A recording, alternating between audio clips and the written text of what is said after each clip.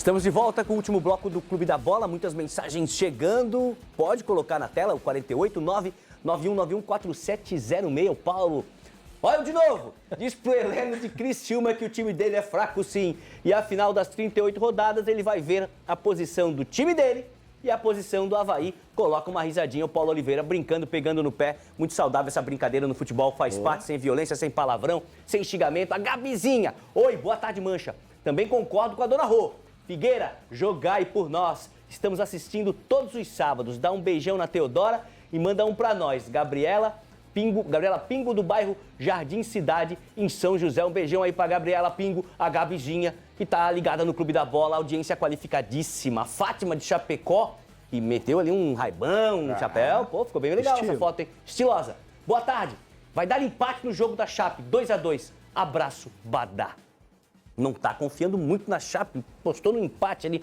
Felipe, boa tarde, boa tarde. Amanhã é dia do Peixe fazer história em Blumenau. Vamos subir Peixe. Eu acredito, tá torcendo pro Tubarão, né? Exatamente. Torcendo pro Tubarão. O nosso Felipe tem mais uma. O Renato coloca assim, amanhã é Chape 2-1, se mantendo no G4 e surpreendendo. Renato confiante com a vitória do Verdão.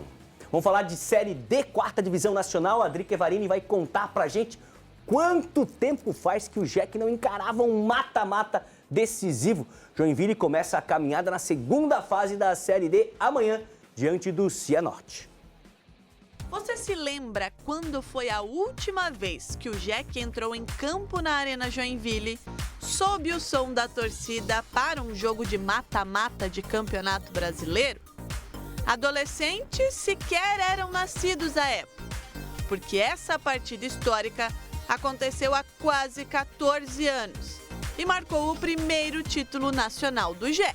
O último jogo eliminatório de Brasileiro com a presença da torcida na arquibancada aconteceu no dia 3 de dezembro de 2011.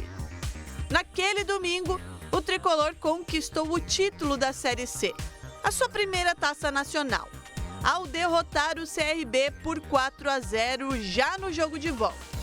O de ida em Alagoas foi também vencido pelo Joinville, mas por 3-1. No último jogo de mata-mata que a torcida conseguiu empurrar e comemorar na arquibancada, a arena estava lotada.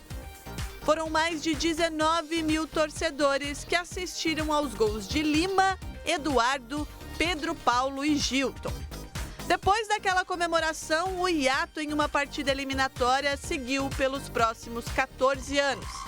E termina contra o Cianorte, neste domingo, às 4 horas da tarde.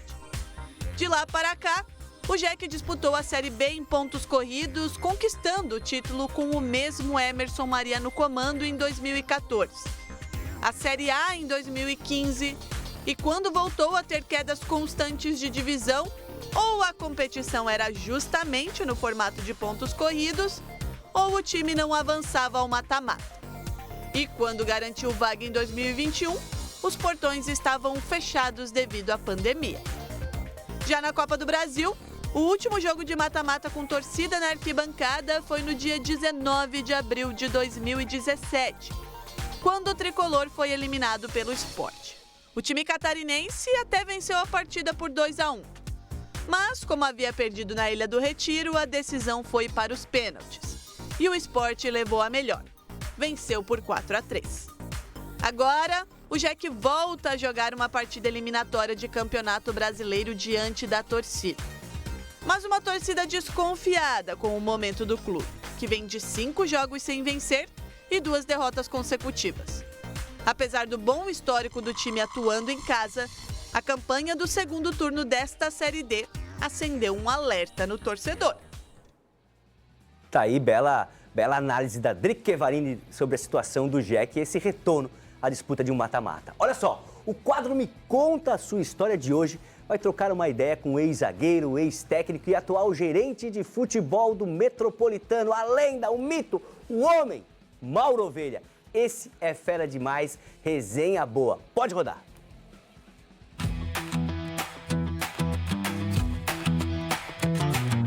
Ele foi aquele tipo de jogador conhecido como xerifão, de personalidade forte, com cara de poucos amigos, que jogava com seriedade, sem firula, e que ainda fazia muitos gols.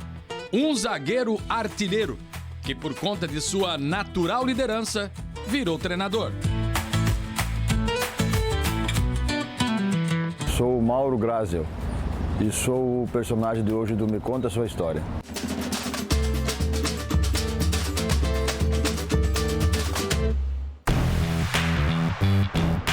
Mauro Ovelha. A primeira pergunta é inevitável. Ovelha. Deve ser por causa dessa juba loira. Um cara da imprensa de Criciúma, que eu era da base, trabalhei antes de ir para o profissional, logicamente, né? Ele, cabelo comprido, ele acabou botando Mauro Ovelha e acabou ficando, né? Até hoje, né? Hoje, se falar em Mauro Graziel, o cara vai dizer, pô, mas quem é Mauro Ovelha já consegue identificar, né?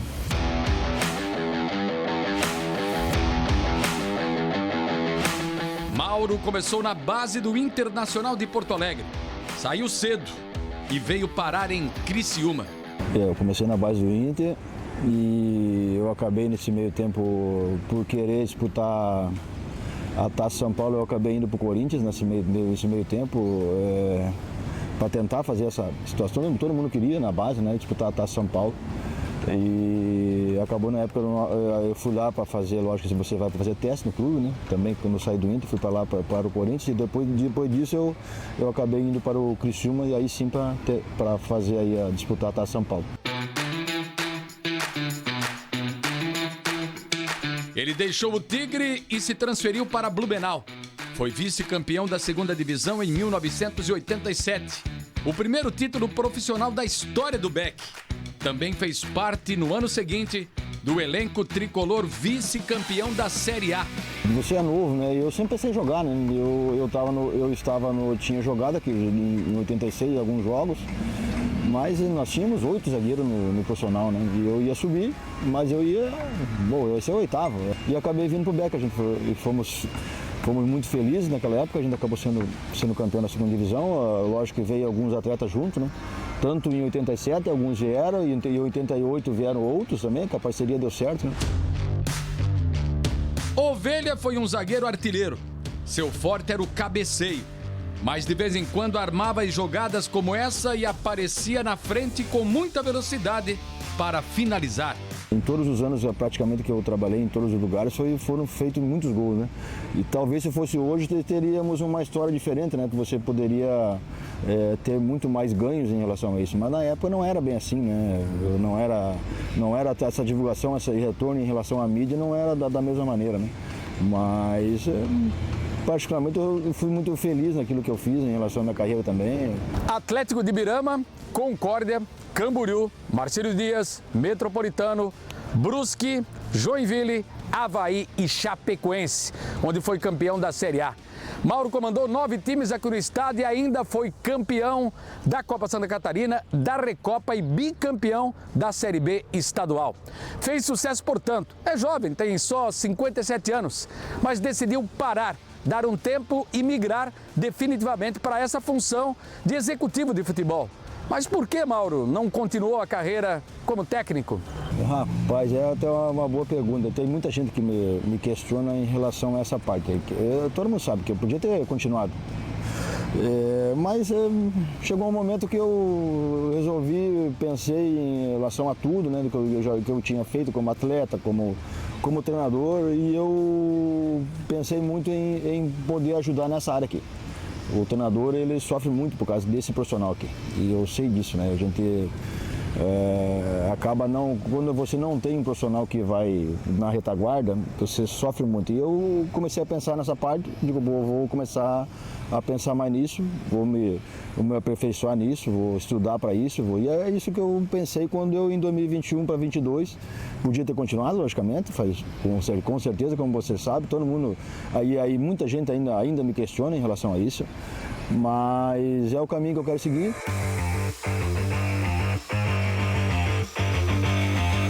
Hoje no Metropolitano, disputando a Série B estadual, Mauro Ovelha está sempre estudando e se aprimorando para se tornar um executivo de futebol respeitado. Quem sabe em um grande clube catarinense e, por que não, brasileiro. História, conhecimento e títulos Esse gaúcho de Santo Ângelo tem de sobra. Prazer enorme estar falando com o amigo, o Hermes, que a gente já teve muitas coisas juntos, já teve eu sei que você cobriu muitas coisas na minha vida aí, tá? E aí nesse momento, nessa outra profissão, dar um abraço pro Badá, em especial, a todos os amigos do Clube da Bola, gente que eu adoro, eu gosto muito, tenho muitas participações no programa. Sim. E quando você volta é porque as pessoas gostam, então dá um abração a todos eles. Meus amigos, meus fiéis, né, de muito tempo aí que a gente está sempre junto aí em muitas jornadas, né? E feliz aí de estar novamente participando do programa e participando aí dessa reportagem que você está fazendo aí, que também é um amigo de muito tempo, tá bom? Um abração.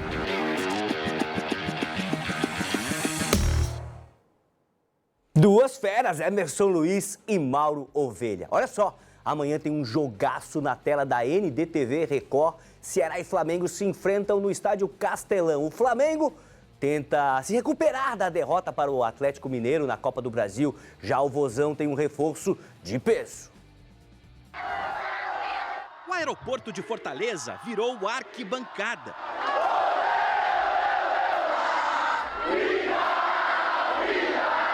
A nação alvinegra comemorou o retorno do jogador Vina, que marcou 46 gols e deu 31 assistências quando esteve no clube entre 2020 e 2023. Eu estou apto aqui para poder reescrever a história, né? Continuar a história e que ela seja vitoriosa. Vina estava sem clube depois de uma passagem pelo futebol árabe e já foi integrado ao time que enfrenta o líder do campeonato, o Flamengo. Dentro de casa a gente tem que tentar impor o nosso ritmo, tentar usar o torcedor ao nosso lado, vai estar com certeza com o estádio cheio. O Flamengo perdeu para o Atlético Mineiro pela Copa do Brasil. Depois da falha de Léo Pereira, Coelho fez o gol da vitória do Galo. Agora, o técnico Felipe Luiz vai ter que virar a chave para tentar manter a liderança do Brasileirão. Claro que os jogadores estão com muita dor ainda dessa derrota, eu também, o que mais, mas sei que faz parte dessa nossa profissão e levantar a cabeça o mais rápido possível para poder vencer final de semana. Os ingressos para o jogão entre Ceará e Flamengo na Arena Castelão estão esgotados. Mas quem não for ao estádio não vai perder nenhum lance.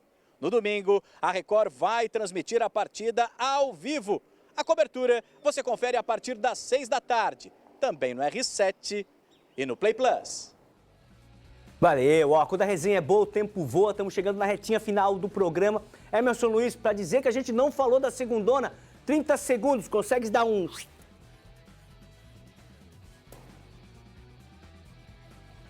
Metropolitano e Tubarão amanhã, 0-0 na ida, lá no sul do estado. Também amanhã, 3 da tarde, Juventus e Camboriú, 1-1, tudo aberto lá em Imbituba. Um abraço, Mancho, um abraço a todos, até semana que vem. Legal. Cláudio Caticarte, tem abraço? Se for rapidinho, dá tempo. Um abraço para todos os colegas aí que estão assistindo a gente no Clube da Bola e pedir para o pessoal acompanhar a gente no Jornal ND e no portal ND+. Boa semana a todos. Legal, Cláudio. Cacá Oliveira, abraços aí de Itajaí? Abraço para o Reginaldo Flamenguista, vai estar ligadinho na Record amanhã, na nossa NDTV Record. Também para o professor Ingo e a doutora Teira acompanhando a gente. Só para registrar, hoje o Barra joga com Cascavel no Paraná, jogo de ida aí dessa fase de mata-mata da Série D. E amanhã o Marcílio recebe a Inter de Limeira. Boa sorte aos nossos catarinenses. Um abraço. Legal, Cacá. Um abração aí para Teodora, fã número 1 do programa. Lembrando que você pode rever o Clube da Bola no ndplay.com.br. Na segunda-feira, no Santa Catarina no ar, cedinho aqui na ND, você já sabe de tudo que rolou no mundo da bola envolvendo os catarinenses com Alice Queiroz no Bloco de Esporte. Até sábado que vem.